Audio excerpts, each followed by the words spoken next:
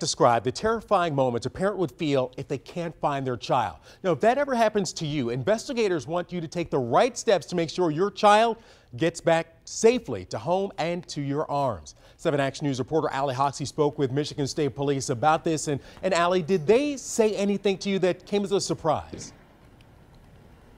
Keenan, yeah, actually there was a couple of surprising things, including not enlisting the help of a large group of people. They say that could actually hurt them as they work in their investigation.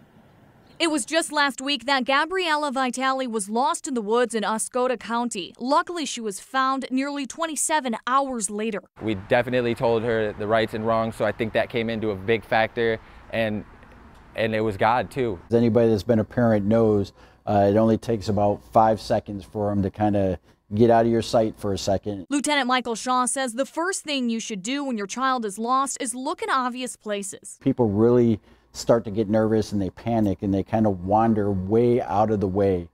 So check your own property first if it's at home. After you check spots like the basement, attic, or garage, and you still can't find your child, call 911.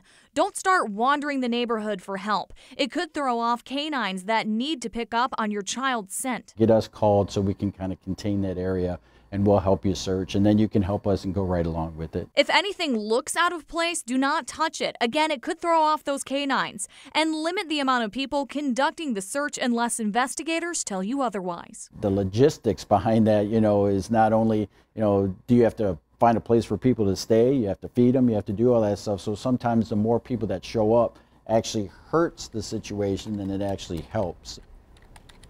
Well, Allie, what are investigators and folks like Lieutenant Shaw saying about having a plan in place before something like this happens? Well, it's critical to have a plan in place, and it's critical that you talk to your children ahead of time. So the first thing you're going to want to do is, if you're going to a big space or a park, set up a meeting place in case your child does get separated from you. That way your child and you can meet at that spot. A second thing you can do, take a picture of what your child is wearing that day if you do travel or go somewhere like camping or the amusement park. That way you have a picture of what they look like that day.